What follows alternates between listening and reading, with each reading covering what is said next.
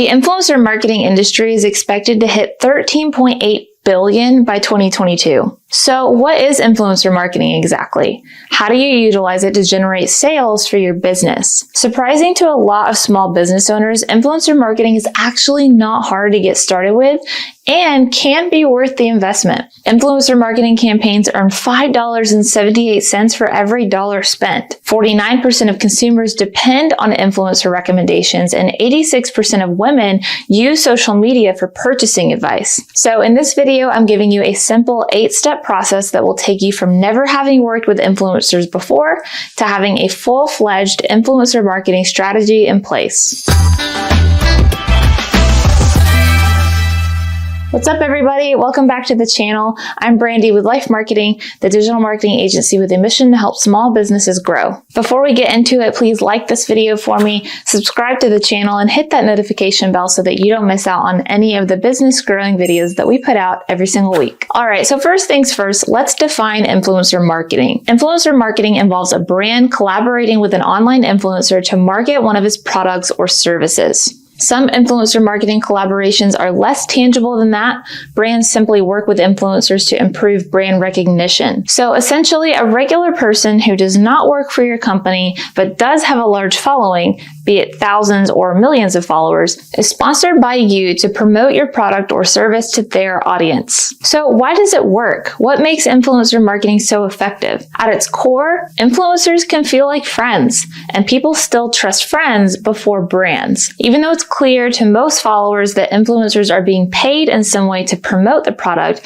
there's still a genuine connection between the influencer and the follower that feels real. They've built enough rapport and trust that even when the influencer is delivering an ad, followers accept the content as if it came organically because they believe the influencer only works with brands they truly support. I follow a large handful of influencers myself, and I can't tell you how many times I've heard the phrase, "I only work with brands I believe in." And because these are regular people who show us the ins and outs of their lives on Instagram and YouTube, etc., we as followers usually just take them at their word on that. So it's the level of trust that allows influencer marketing to be as successful as it is and produce the kind of results I shared at the beginning of this video. So with that being said, let's go ahead and jump into my 8 steps on how to create an influencer marketing strategy. Starting with step number 1, write down your goal. What are you looking to achieve from working with influencers? Is it brand awareness, direct sales, and from which platform? YouTube, Instagram? You need to be able to answer these questions because if you're lost on what you want from the partnership, your influencer will be too. When the campaign doesn't have a clear focus or CTA to follow, that usually translates down to the customer level, resulting in less profit. So identify your goal now and write that down. Step number 2 is to allocate a budget for the campaign. How much are you willing to invest to see a return from influencer marketing while keeping your goal in mind? So if your goal is brand awareness, how much do you want to spend to acquire X amount of followers? Or if your goal is direct sales, how much do you want to spend to acquire X dollar amount in purchases? What's profitable for you? Nail that number down now before you start involving influencers at all. And if you need help calculating your marketing budget, we have 2 videos that will be helpful to you on that. So I will link them both in the description. All right, so step number 3 is to research influencers in your industry. When starting to look for influencers to work with, there are 3 things to look at: their follower count, their relevance to your product or service, and their engagement rate. So let's break down those criteria really quickly. When it comes to follower count, these are the different categories that influencers can fall into. Nano influencers with 1K to 10K followers, micro influencers with 10K to 50K followers, mid-tier influencers with 50K to 500K followers, macro influencers with 500K to 1 million followers, and mega influencers with more than 1 million followers, usually like celebrities. While you might automatically be leaning towards influencers with more followers, there are pros and cons to consider on each side of the spectrum. Influencers with smaller follower counts don't have the reach that macro and mega influencers have, but as a result, they usually have a more intimate and trusting relationship with their followers, which means more influential power when it comes to purchase recommendations. They're also usually cheaper to work with. On the other hand, influencers with large follower counts can put a ton of eyeballs on your brand and get you reach that smaller influencers simply can't get. They also are usually more experienced in working with brands and can sometimes produce higher quality content for you. So you'll need to consider what's most important to you in this category and And I would recommend testing a couple influencers on both sides of the spectrum to see what brings in the desired results for your business. The second thing we said to look for was relevance to your product or service. Don't just pick someone with a lot of followers solely because they have a lot of followers. You want to pick someone whose channel or account is somehow related to what you sell, because those are the people whose audience is going to be more qualified to buy from you. For example, if you sell yarn and knitting supplies, it would make more sense to work with an influencer with a knitting tutorial YouTube channel with 10,000 subscribers than someone who does tech reviews with 2 million subscribers. And the last thing we said was engagement rate. Follower count doesn't really carry that much weight if the people following the influencer don't ever look at their content. So a solid way to tell if their followers look at their content or not is to look at their engagement rate. So that begs the question, what is a good engagement rate? Well, let's look at the benchmarks one study found. For less than 1,000 followers, the average engagement rate is about 8%. For 1,000 to 10,000 followers, 4%. For 10,000 to 100,000 followers, 2.4%. For 100,000 to 1 million followers, 1.8%. And for more than 1 million followers, 1.7%. So this further proves my previous point that more followers is not always the more lucrative option, and that nano influencers usually have higher engagement rates with their followers. And B, you can use these benchmarks to tell if an influencer is getting the average engagement rate for their follower count. Unfortunately, some of the mega influencers with hundreds of thousands or millions of followers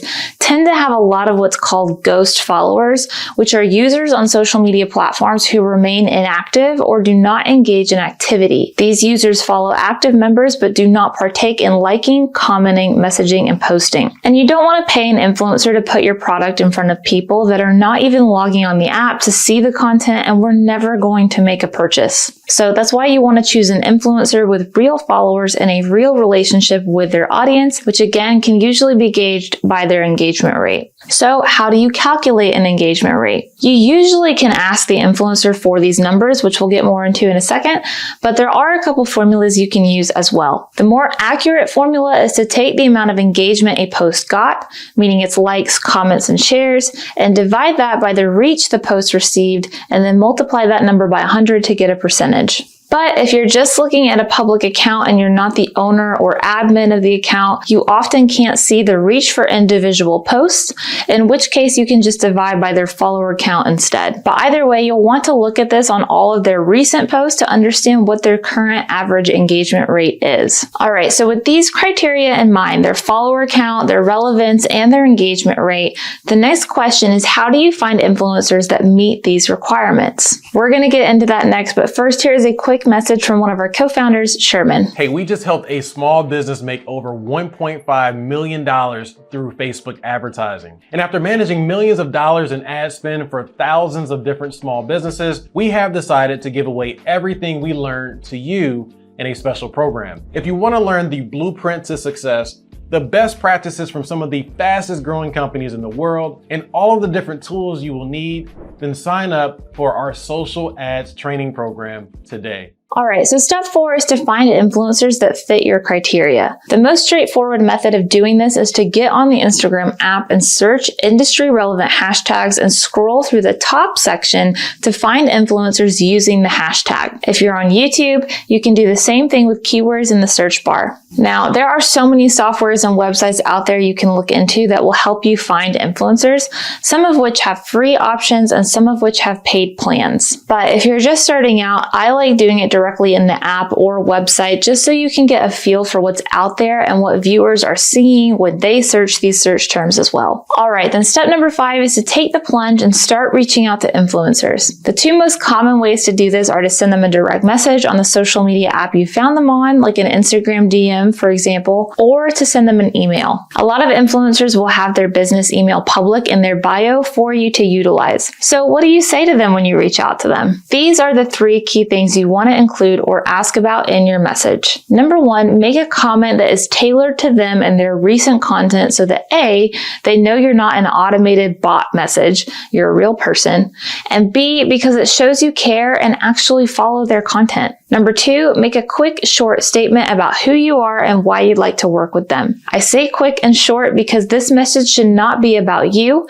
and if the influencer is interested, they will go look at your social media on their own accord. But it is nice for you to introduce introduce yourself. And number 3, ask if they are interested, could they send their rates over? So here's what a message could look like that encompasses those 3 things. Hey Jesse, I loved your video on how to knit for beginners for Monday. I thought it was super insightful.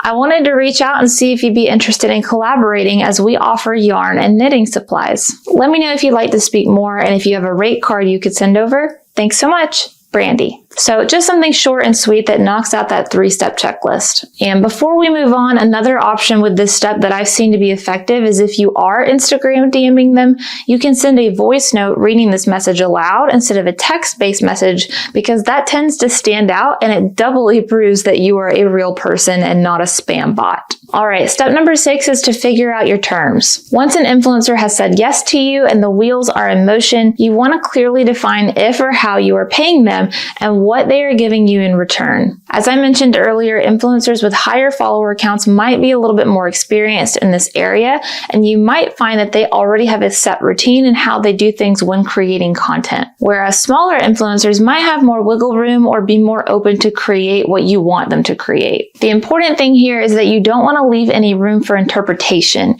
You should know exactly what they're producing for you. For example, on Instagram, it could be one story slide tagging you and linking to your website and one feed post that mentions you. On YouTube, it could be a segment in their new video mentioning your brand and linking to your website in the description. In general, if you're paying them, you tend to have a little bit more say-so in what you want them to create for you or what you're getting for that. Whereas if you're just paying them in product, meaning you're sending them a sample in exchange for exposure, you have less leverage. All right, moving on to step number 7, which is to review and approve content. For some reason, not all small business owners do this, but I would strongly suggest that you request to review and approve the content the influencer has made for you before they post it, especially if it's your first time working with this influencer. You want to make sure everything that they're doing and saying is accurate and aligned with your brand. This will also help you catch any mistakes or misunderstandings, anything from a spelling error to you thinking you were getting 2 posts but they only made 1. Reviewing everything just ensures you're getting what you wanted out of the relationship. And then lastly, step number 8 is to track results. Go back to the goal you set in step 1 and figure out if you met that goal from this influencer campaign. If it was brand awareness,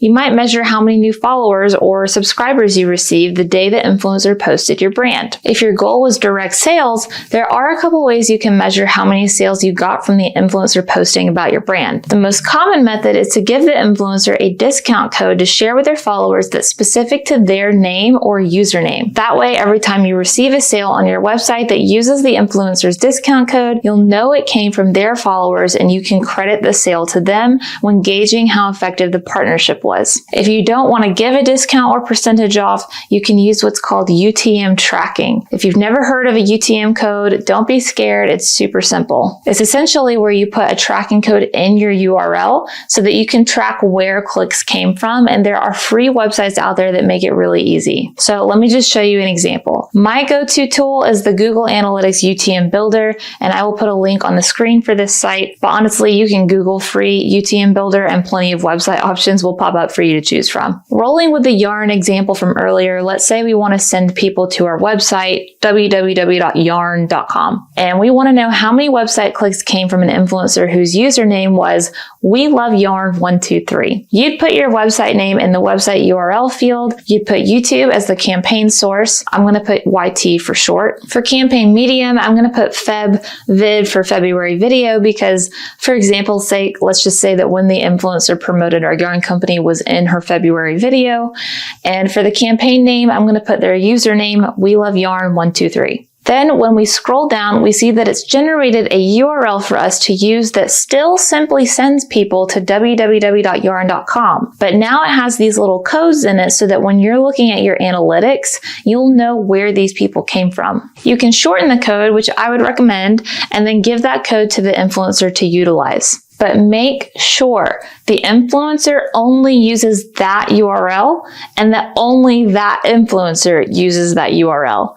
You'll need to adjust the code and therefore URL for each influencer you utilize because, again, this is supposed to tell you how many people clicked from an individual influencer's account over to your website.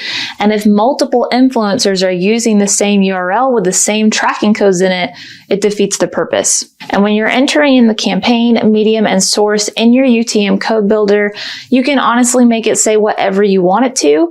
The website I was on has prompts for you, but you just want it to be information that you will remember and understand later when looking at your analytics. All right, you guys, those are my 8 steps to take you from scratch to having a fully effective influencer marketing strategy.